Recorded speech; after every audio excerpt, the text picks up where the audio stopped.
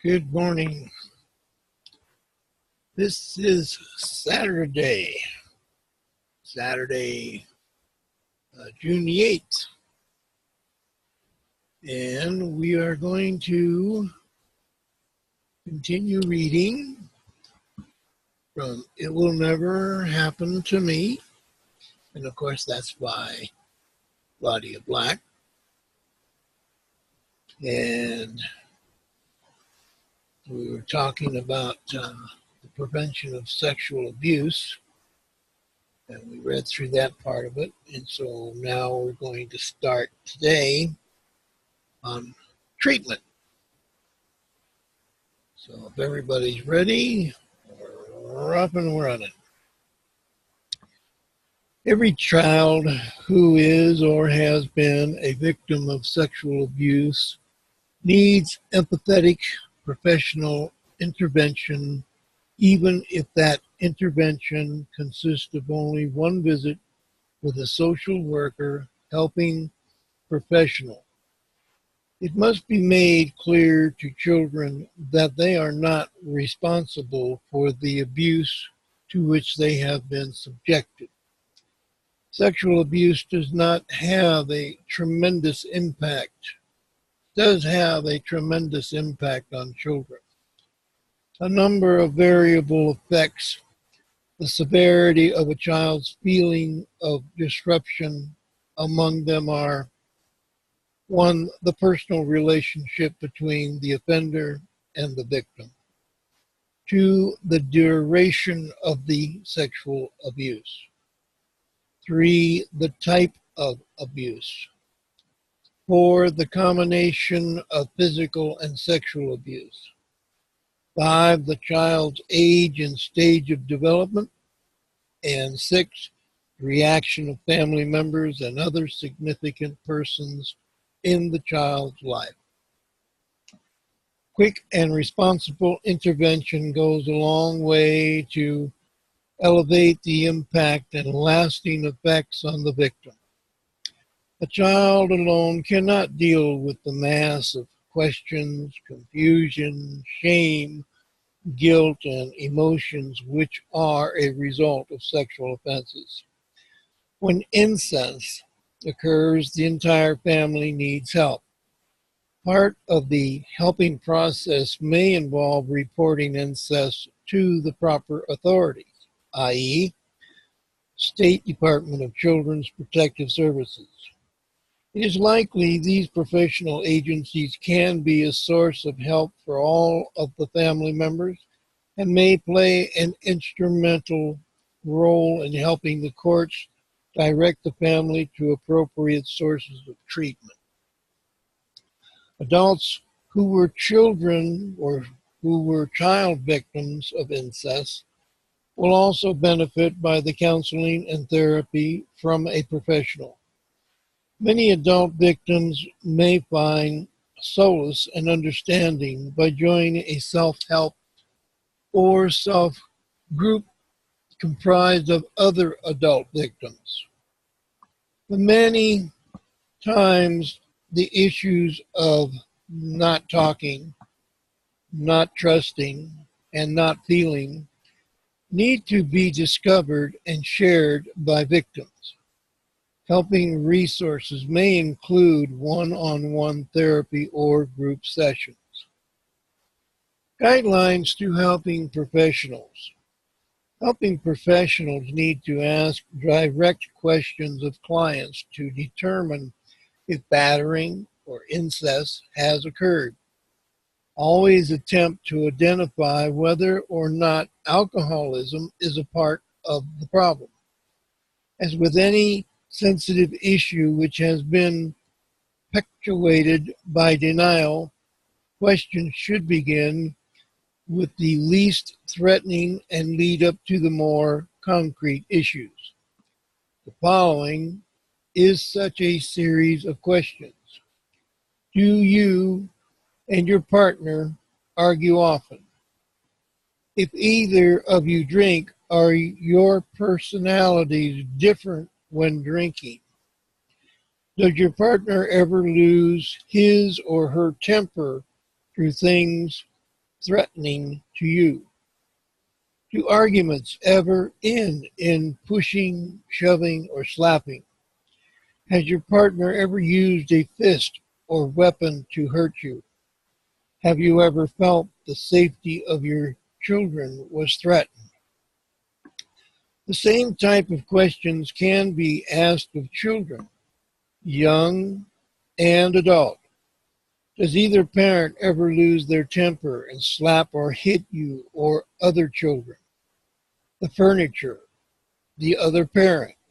Have you ever needed medical treatment due to an argument with a parent or sibling? Remember, you will need to ask questions in a non-judgmental, caring manner. As children respond, you need to be empathetic and responsive. Be aware of their nonverbal messages. And again, remember, one, they may not recognize they are or were in a battering, abusive home because of their stereotypes of violent homes. Two, they have not learned the value of being able to talk. Three, they have many conflicting feelings about these issues. And four, the family members remain in physical danger if appropriate help is not obtained. A special message to those who work specifically with the alcoholic. Do let alcoholics know you are aware of the high incidence of violence which occurs in the alcoholic home.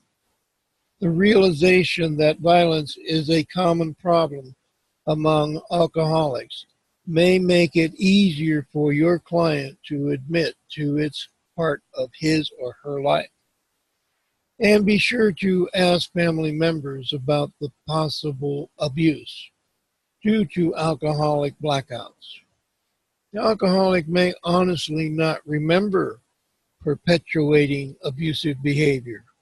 The alcoholic has been anesthetized by the drug, and he or she may not be aware of the extent of the physical or sexual violence. But do not assume with the onset of sobriety that these problems will automatically cease. While alcohol usage may be associated with physical or sexual abuse, it is not always the case. Abuse may have occurred in the alcoholic family, whether or not the alcoholism was present. Remember, we know only a little about the interrelated tardiness between alcoholism and incest or abuse behavior. We have no way of knowing if the abusive dynamics have become a pattern now totally independent of the drinking behavior and attitude. Should the abuse cease when the drinking stops, the fears, the guilt, and the angers felt by the victim do not disappear, and they need to be addressed.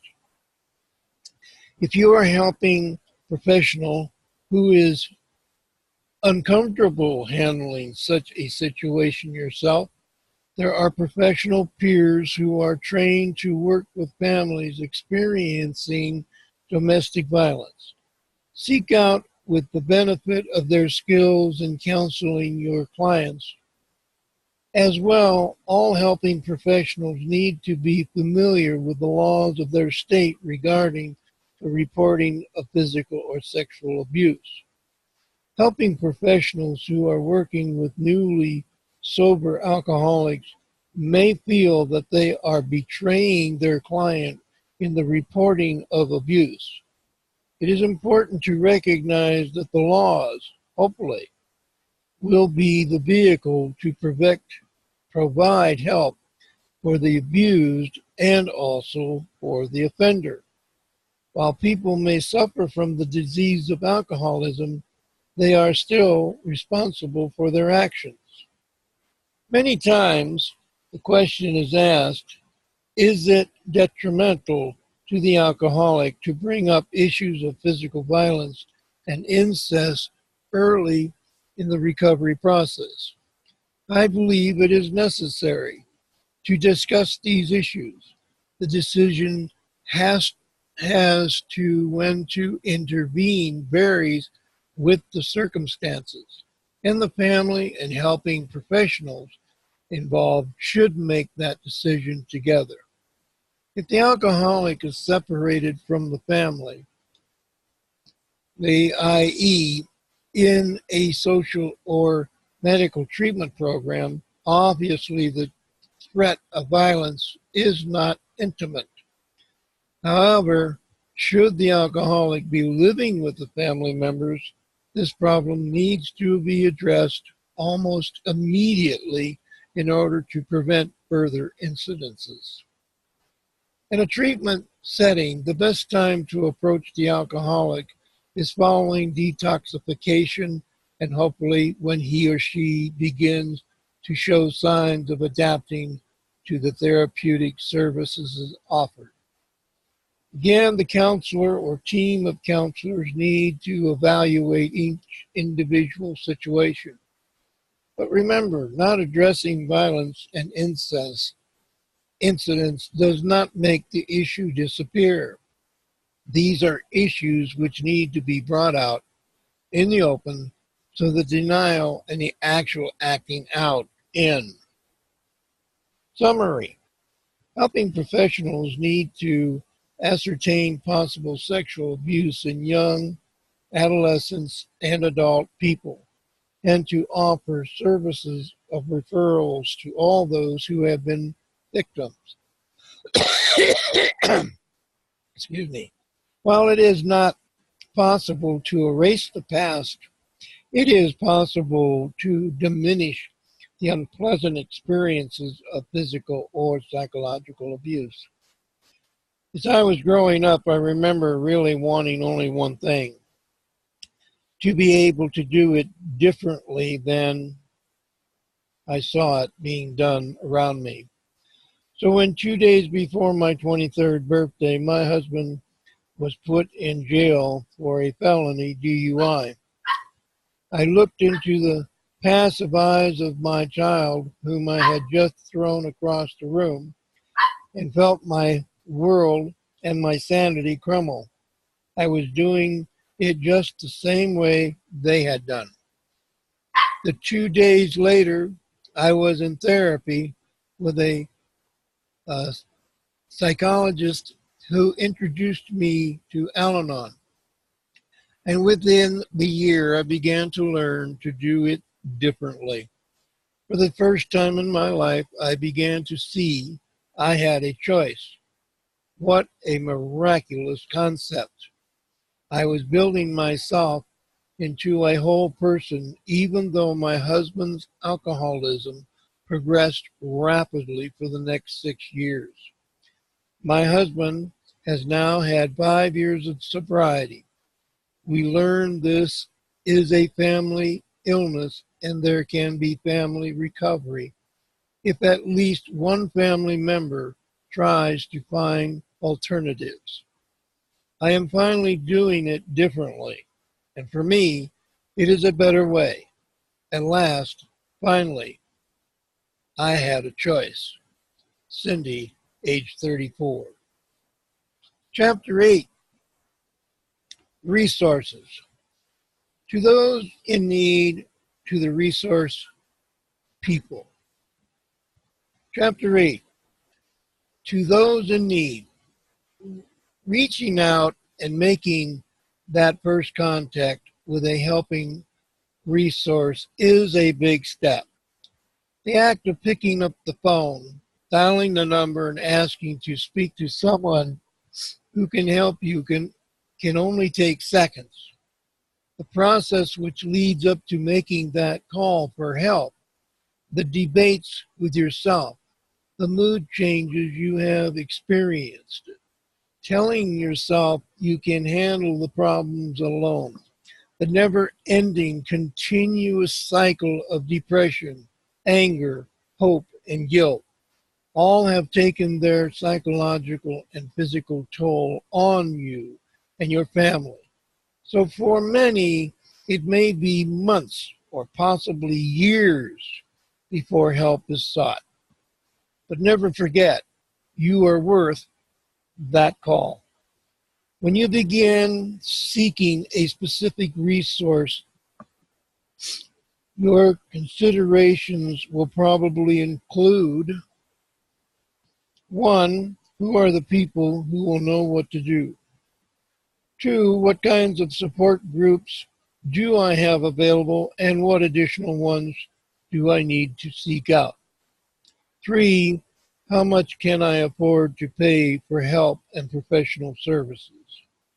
Making these decisions alone may seem just as overwhelming as your initial decision to seek help, but usually your own personal circumstances will quickly direct you to helping resources.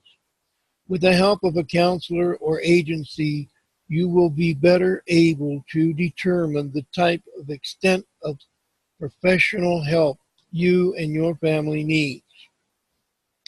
Types of help available. The most readily available services for everyone, regardless of individual circumstances, are the self-help groups of Alcoholics Anonymous, Al-Anon, and Al-Ateen. These are called self-help groups because they involve no professional counselors, nor do they document one's involvement. They are free of charge to all who wish to participate. These groups are made up of people who identify with a common problem. They are either alcoholics or have a family member or friend who is an alcoholic, and they are looking for a common solution, a way of helping themselves and each other. All of these fellowships have demonstrated themselves to be extremely helpful resources for millions of people. All provide opportunities for the child, the spouse, or the alcoholic to better understand alcoholism and how it is affecting their lives. They offer every member a program of recovery, allowing each individual an avenue for feeling better about himself or herself, and helping them to continue to live more productive lives. Alcoholism creates an atmosphere in which its victims and their family members become isolated and feel alone in their pain. Self-help groups offer people an opportunity to realize their experiences and feelings are not unique, but in fact that their problems are very similar to problems that each member of the group has at some time experienced. Another underlying aspect of these groups is that they practice a rule of anonymity. This means who you are is not important, and as a rule, last names are not used. In this way, no matter what your financial worth or social standing, you are considered equal with those fellow human beings who suffer from the same disease as you. Thus, the groups are able to provide a sensitive and non-judgmental atmosphere where the child, the spouse, the friend, or an alcoholic is able to talk about the problems being experienced and can openly express all their feelings. Each participant is helped through the support and understanding of the group, offered a simple program with guidelines to understand alcoholism, and given steps to develop and sustain his or her own strengths and capabilities. AA, Al-Anon, and Al-Ateen are also used as opportunities for social interaction and feedback from peers. AA is a program open to any person who has a desire to stop drinking. Al-Anon members are the adult relatives or friends of someone who has a drinking problem. An Alateen is a fellowship for those between the ages of 12 and 21 who have either a family member or a friend with a drinking problem. AA and Al-Anon are available throughout most towns and cities in the United States. Larger cities have meetings every day and night of the week, while smaller towns may have only one or two groups per week. Unfortunately, Alateen is not as readily available as Al-Anon or AA. To contact one of these groups, simply look them up in the yellow pages of your local telephone directory under alcoholism and call the central office of the specific group you wish to contact. They will direct you to the nearest meeting or, if you wish, have a member contact you directly. Depending on the commonality in the community in which you live, there may be a variety of resources for the person with a drinking problem. AA is available with meetings several times a week and often maintains a 24-hour helpline. There are a variety of AA meetings, some for men only, some for women only, some for both. Some meetings offer more times for discussion, others are more simply listening. Some are open to interested persons, while others are closed to all but alcoholics. The only requirement to become a member is the desire to stop drinking. While Al-Anon and Alateen have been a resource for the adult spouse, friend, employer, or child of an alcoholic, new groups are emerging which are focused specifically on adult children of alcoholics. These special groups are growing in numbers because of the understanding, energy, and the possible direction other adult children derive from one another when brought together by a common problem, the alcoholism in the family. They all share a common desire to improve the quality of their lives. Be sure to attend a number of meetings before deciding about whether or not this is an appropriate resource for you. Remember, everything feels strange and uncomfortable the first few times. Give yourself the chance to get accustomed to the group and to the varying dynamics each meeting may have to offer. Other helpful resources listed in the yellow pages are special councils or centers such as the National Council of Alcoholism, that's NCA, Council Information and Referral. INR centers can assist you in finding appropriate resources. Many times these councils may provide other specific services such as crisis counseling, educational and intervention services, often at either no cost or for a fee based on your ability to pay. Unfortunately, while many resources are available for those people with drinking problems, there are not an adequate number of educational and therapy resources for the family members.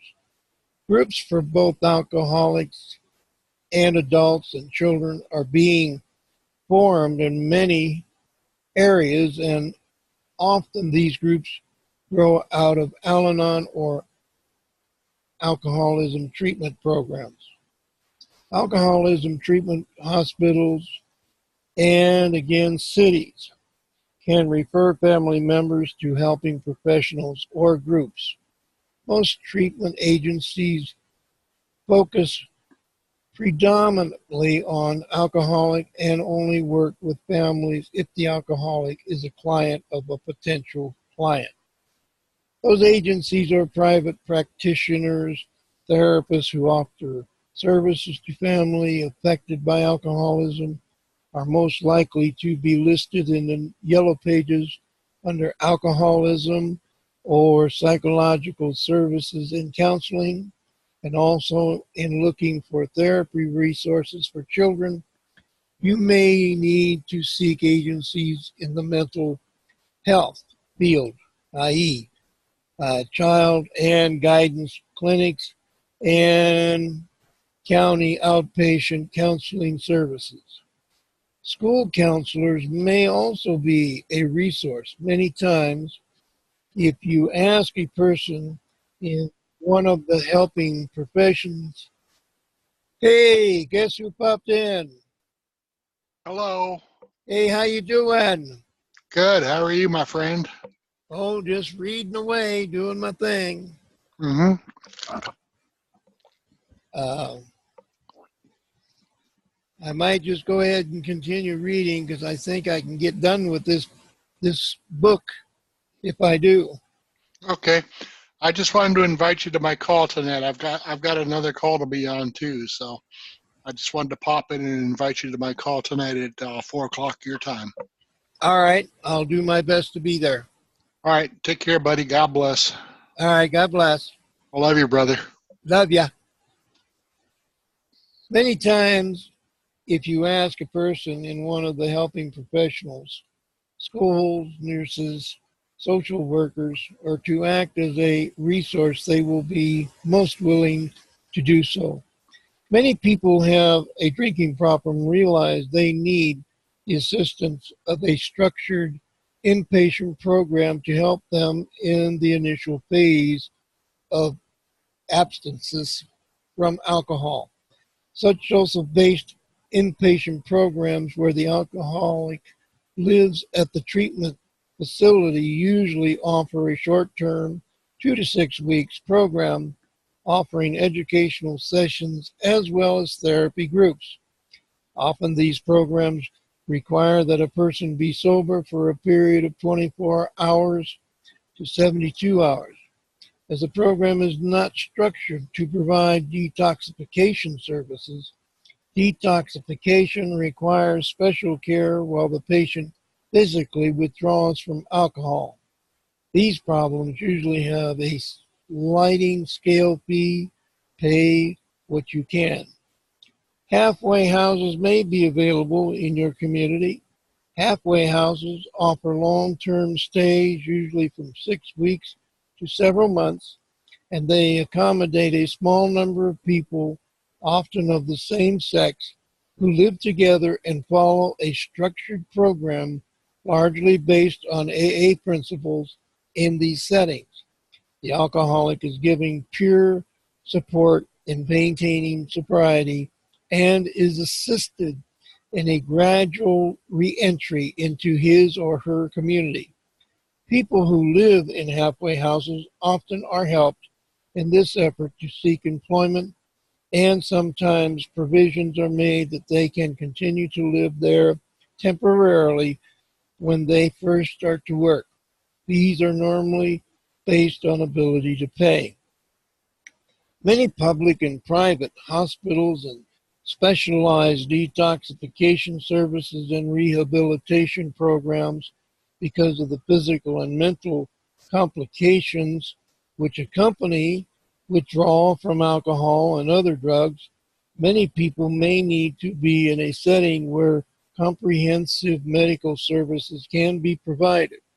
A person is usually considered detoxified in 2 to 7 days.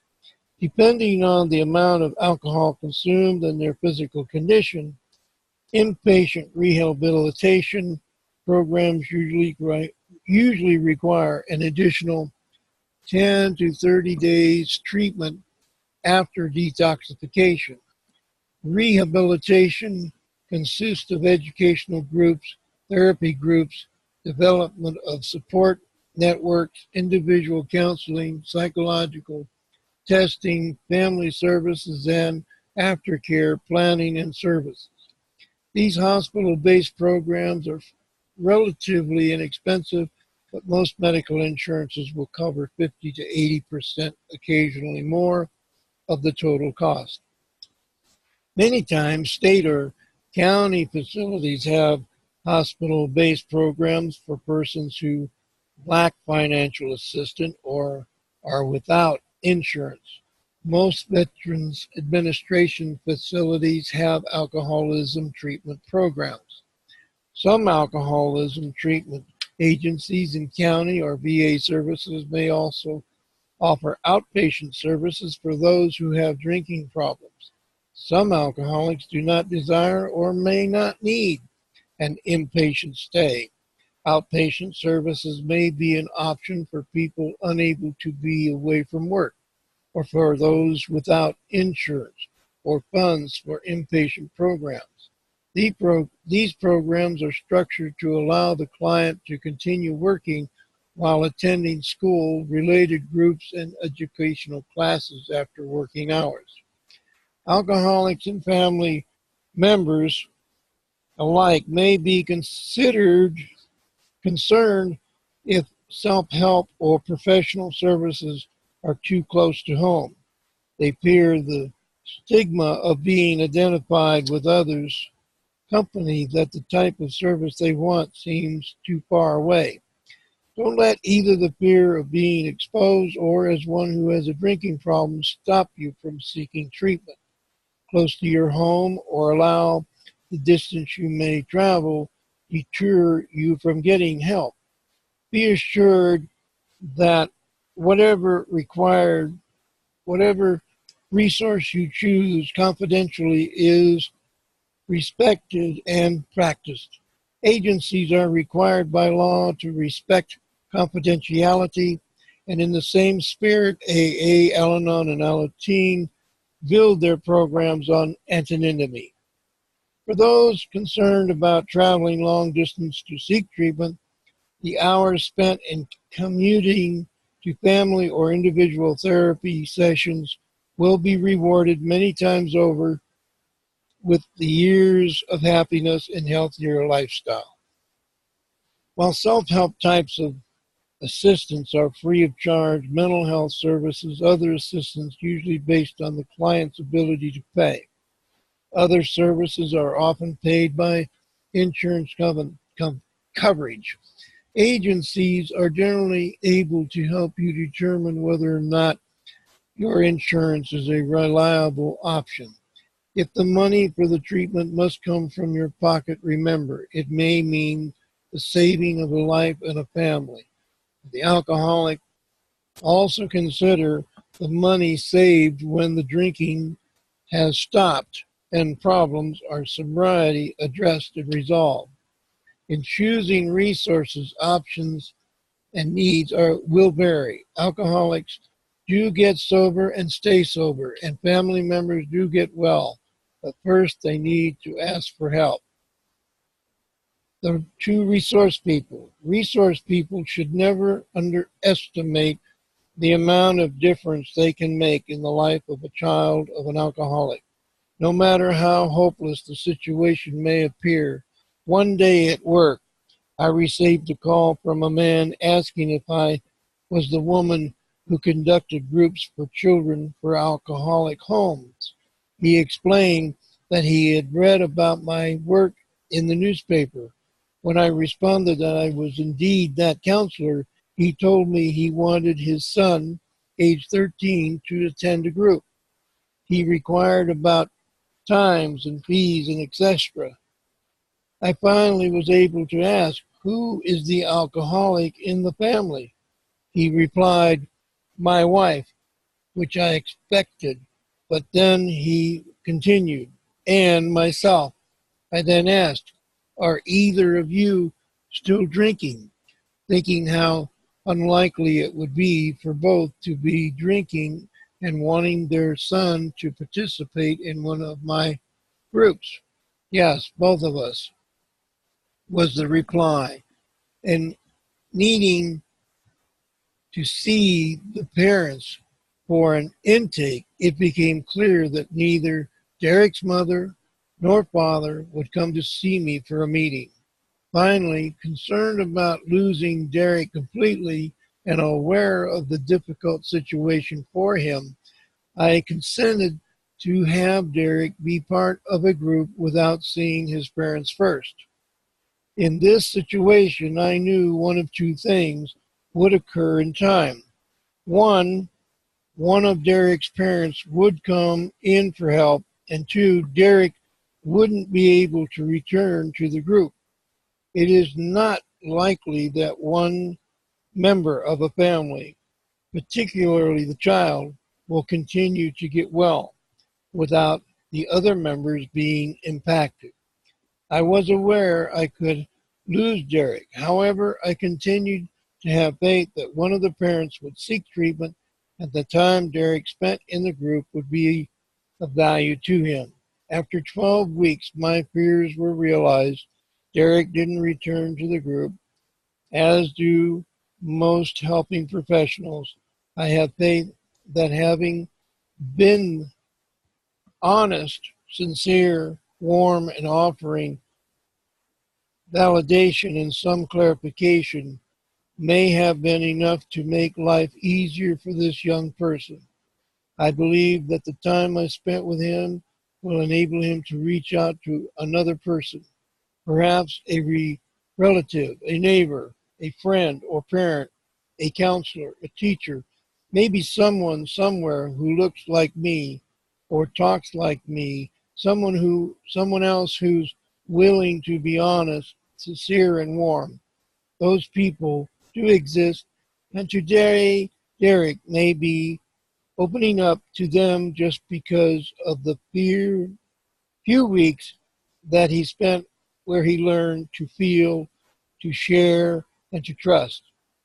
It may take some time before Derek is in a position to reach out, but I truly believe it will happen because this experience was a positive one.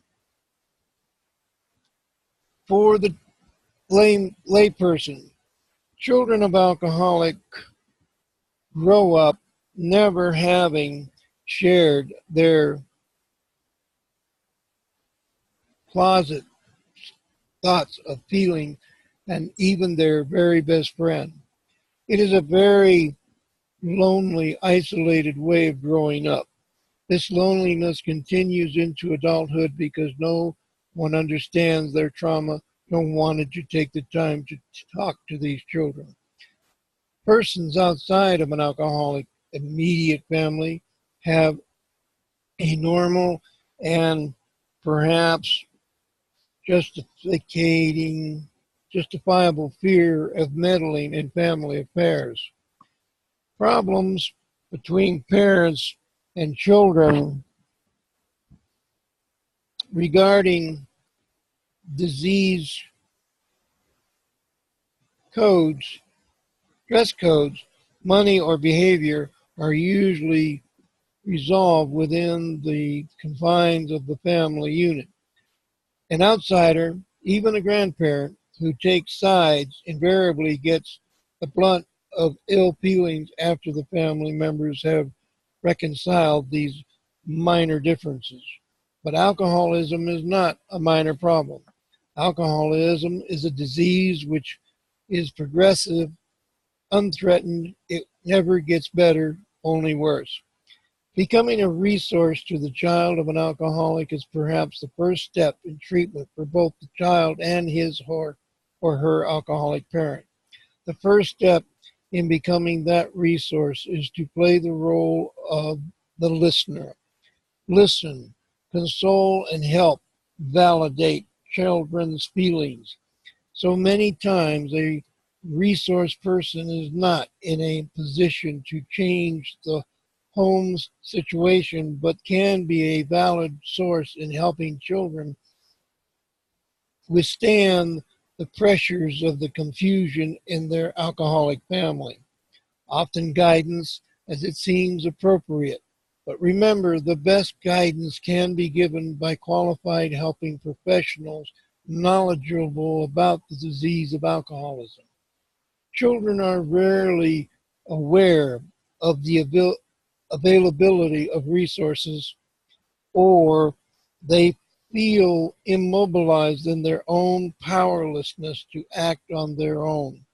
A child is more likely to follow through with talking to a counselor or to seek Alateen or Al-Anon when it is trusted person who suggests this alternative.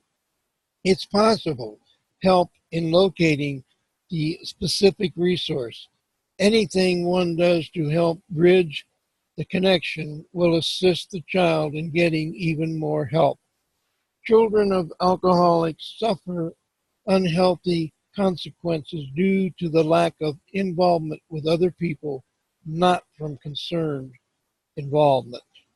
Children of alcoholics come in contact with people who play a variety of roles in their lives: their parents, the extended family, members and friends, neighbors and teachers, counselors and doctors, judges, and etc.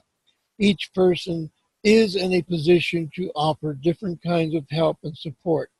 The more these people make themselves available as acknowledgeable, skilled resources, the more opportunities children of alcoholics, whether young, adolescent, or adult, have to avail themselves to a wide spectrum of help, to be a valuable resource. Let me repeat that once again to understand the problem of alcoholism and to be familiar with what support systems are available to these children. If you have not had any specific education regarding alcoholism, local referring agencies, self-help groups, and public and private agencies are very willing to aid in your educational efforts. To find out the availability of specific resources for children of alcoholics, call the local National Council on Alcoholism or the State Council. Look for a listing of referral agencies under the heading of alcoholism in the yellow pages of the telephone directory. Call them and ask for literature. For the helping professionals, millions of children of alcoholics need the resources and skills of helping agencies and professionals. All helping professionals should address themselves to what they can do to provide answers for the problems children of alcoholics face and determine how they can become actively involved in implementing the solutions. There is no one particular type of professional, nor any single agency totally responsible for helping children of alcoholics. All must accept the responsibility. Time is a very precious to everyone, but if one is going to be an effective counselor, it is necessary to take extra time to better understand children of alcoholics, to talk with them, to become familiar with avenues of help, and to aid them in developing additional resources. Helping persons, professionals, paraprofessionals, and volunteers working in jobs where they naturally come in contact with children are prime resources for children of alcoholics. Primarily the public service agencies, family and child agencies, child guidance clinics, mental health agencies, young agencies, juvenile justice systems, etc., provide wide range of services from foster care to individual and family therapy, specializing services for the physically and sexually abused, recreational services, drop-in centers, Big Brother and Big Sister models, all offer people involved in such work are primarily resources candidates for children of alcoholics. Bonds Allen Hamilton Incorporated report on assessments of the needs for children of alcoholics. In 1972, summarized resources when they said all children go to school. Most families have a family doctor, and some families go to church. After the nuclear and extended family, children look near to these general community contacts, schools, doctors, and churches for the value and behavior standards and for help with their problem. These resources are in a position to, one, recognize family problems when they occur, two, identify school abuse, alcoholic abuse, be in a position to refer them, support the alcoholic in treatment, provide assistance and treatment for the non-alcoholic spouse, intervene and provide protection for the child when necessary, offer moral support, encouragement, and provide shorter-term counseling, assist the child in connecting with other needed resources. Children must believe that a resource has something to offer, will be there, and can be counted on when needed. If a resource is patronizing, stigmatizing, or ineffective, the child will not attempt to get help a second time. To become an effective resource for children of alcoholics, you must continue to learn all you can about alcoholism, how it affects the alcoholic, and how the family is affected. The more one knows about alcoholism, the easier it will become to discuss difficult problems in a non-judgmental, non-blaming manner. As you, the resource person, come to better understand alcoholism and begin to discuss it easily and openly, you will be perceived as a reliable resource, and children will be more willing to take the risk of talking about their problem with you. It is not enough to merely to be aware that AA, Al-Anon, and Alateen exist. You must have an understanding of how they work. Again, attend meetings. Making meetings are open to interested persons. Call the central offices listed in the telephone directory for information about respective services, and be familiar with the place and time of local meetings. A resource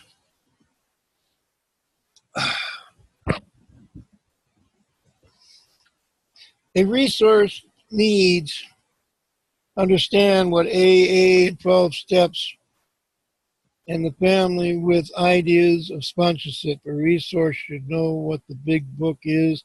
You will not be able to be a valuable resource unless you are familiar with and acquire the necessary understanding to discuss these concepts.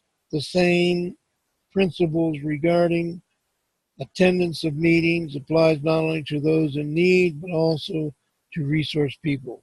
That is, you must attend more than one meeting in order to understand these self-help programs and how they can use the knowledge to help children of alcoholics. While the value of self-help group is easily apparent, unfortunately, use of Alateen by children of alcoholics is low. It is estimated that only 3 to 4% of the children in the appropriate age group follow alcoholic homes use Alateen. These children do not attend meetings for various reasons. Many times meetings are not readily available in their community. They can't find the transportation, and parents won't allow them to go.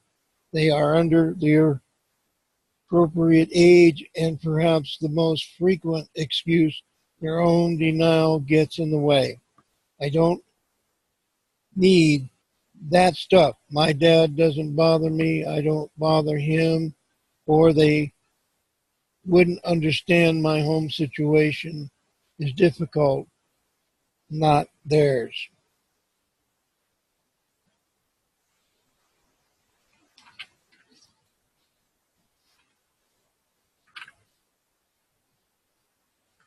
Okay, it looks like we're going to have to quit here. And we're going to have to go through this one more time, it looks like, to make sure that all the information is provided for you, because my time is unfortunately running out here. I thought we might be able to get this book finished, but we're going to have to go one more time. So unfortunately with that, I'm going to go ahead and close out for today. And I thank those who showed up and all that may see this in the near future. I hope you have a great and wonderful day. And I pray that this can and will be helpful to you. So thank you very much. You have a great day, and I'll see you on Tuesday. Thank you. Bye-bye.